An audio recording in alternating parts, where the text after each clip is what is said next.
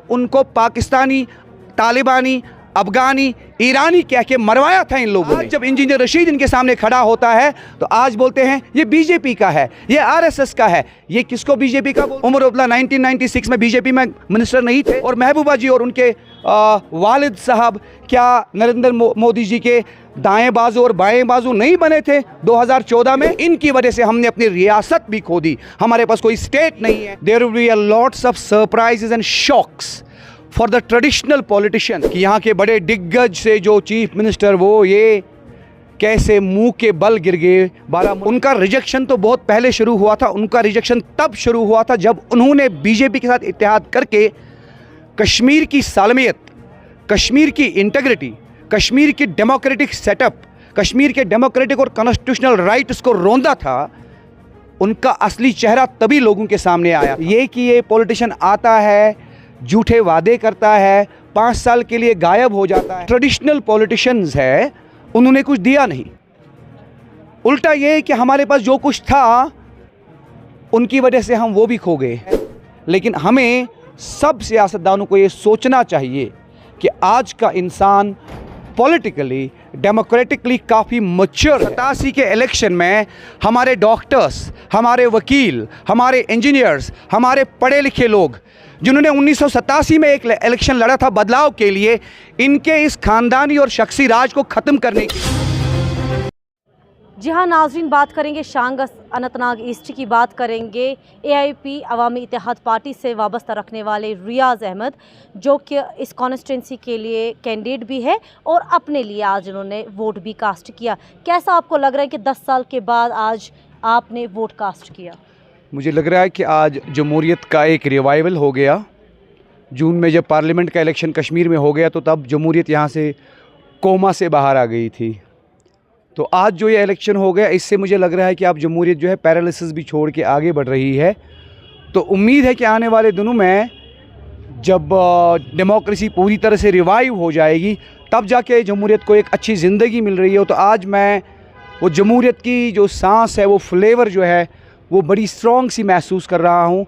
तो बड़ी खुशी की बात है ये जमहूरियत का ये मेला, ये वलवला, ये जोश लोगों में देखकर, और लोगों में वो घुटन से बाहर आने का जो एहसास है, एक जमहूरी फ़िज़ा में सांस लेने का जो एहसास है, वो हम इन लोगों के चेहरे की खुशी जानकर ही महसूस कर सकते हैं। इससे पहले की अगर बात करेंगे, 10 साल पहले एक इलेक्शंस का एक अलग सा चेहरा था। एक इलेक्शन के लिए नाम पे भी लोग घरों से बाहर निकलने के लिए खौफ ज़्यादा होता था माहौल। लेकिन इस बार डोर टू डोर कैंपेनिंग हुई। कैंपेनिंग्स में हमने रैलियाँ देखी, रोड शोज़ देखे, तो एक अलग सा ये सियासत का नया चेहरा हमने देखा। तो कैसा आपको लग रहा है? जो मैंने पहले भी बताया आपको कि ये जमहूरियत को एक जैसे एक नई ज़िंदगी मिल, एक न्यू लीज ऑफ लाइफ मिल रहा है जमहूरियत को। तो ऑब्वियस सी बात है कि ये खुशी जो है देखने से ही बनती है। जिस तरह लोगों के चेहरे में और जिस पीसफुल और हारमोनियस मैनर में इलेक्शन चल रहा है, हर एक ओपिनियन रखने वाले, अलग अलग पार्टियों से ताल्लुक़ रखने वाले लोग जितने पीसफुली और फ्रेंडली मैनर में अपने आप को कंडक्ट कर रहे हैं, वोट डाल रहे हैं, वो ये बता रहा है कि जमहूरियत कितनी अहम है और हम ज़्यादा देर तक इसके बगैर सर्वाइव नहीं कर सकते।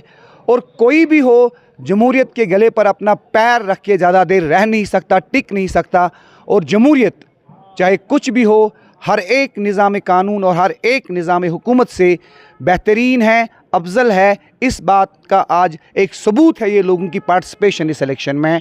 तो मुझे बड़ी ज़ाती तौर से मैं खुश हूँ क्योंकि लोग खुश हैं जमहूरियत से, और मैं भी बहुत खुश हूँ। अगर बात करेंगे जब आप डोर टू डोर गए 10 साल पहले की अगर बात करेंगे, उस टाइम पे लोगों से वादे किए जाते थे, लेकिन अब क्या लोग चाहते हैं? क्योंकि 10 साल का गैप एक बहुत बड़ी गैप होती है। 10 साल के बाद एक नया चेहरा सियासत का आया सामने, तो लोग क्या चाहते हैं? जब उनके पास आप जाते थे वोट मांगने के लिए कैंपेनिंग के दौरान, तो लोगों का इस टाइम पे क्या लोग चाहते हैं? देखिए, लोगों की कुछ बेसिक रिक्वायरमेंट्स हो, चाहे जंग हो या अमन हो, उनकी कुछ ज़रूरतें होती है सर्वाइव करने के लिए, ज़िंदा रहने के लिए।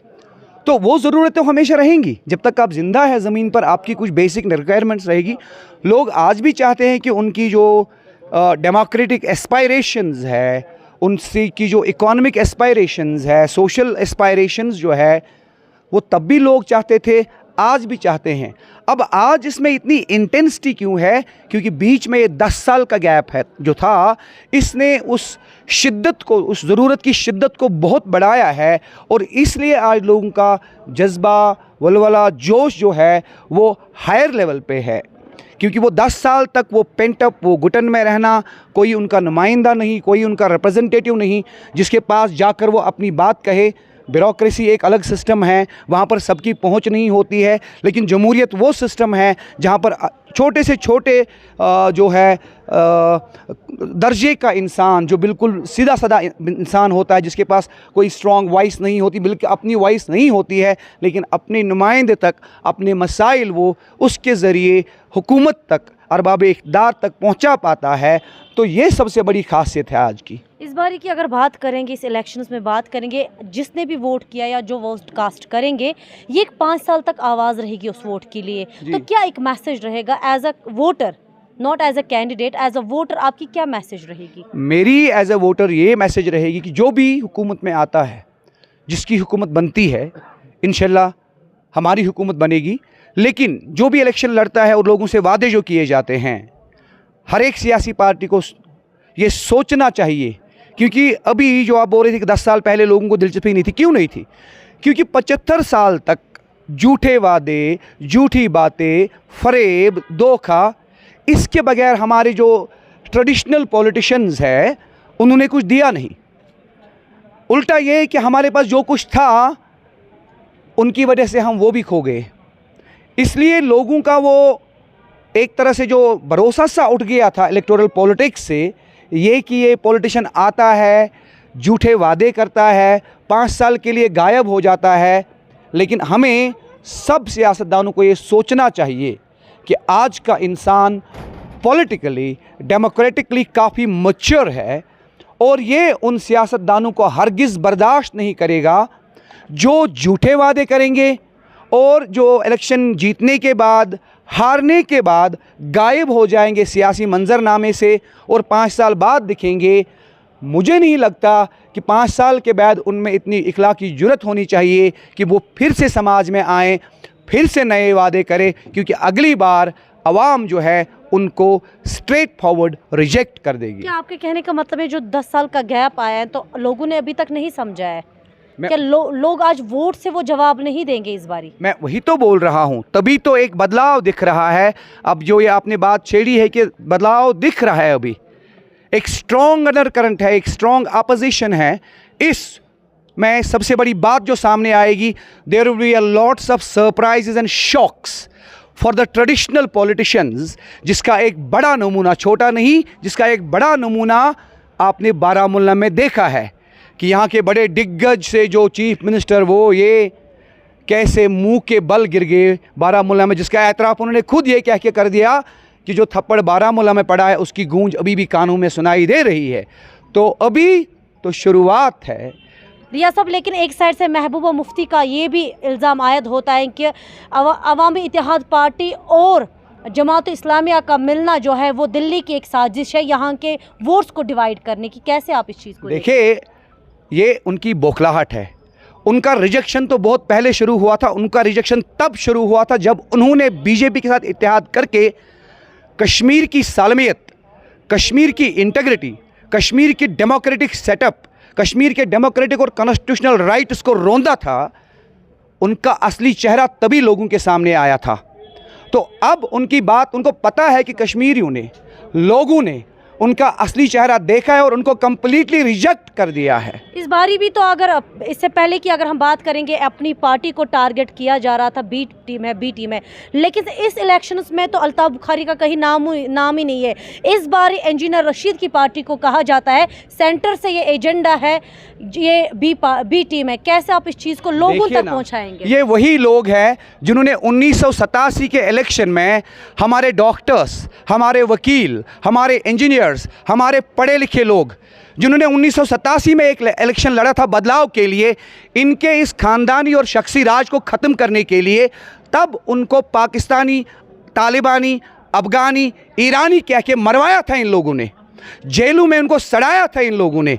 और आज जब इंजीनियर रशीद इनके सामने खड़ा होता है तो आज बोलते हैं ये बीजेपी का है, ये आरएसएस का है। ये किसको बीजेपी का बोलते हैं? उमर अब्दुल्ला 1996 में बीजेपी में मिनिस्टर नहीं थे, और महबूबा जी और उनके वालिद साहब क्या नरेंद्र मोदी जी के दाएं बाजू और बाएं बाजू नहीं बने थे 2014 में?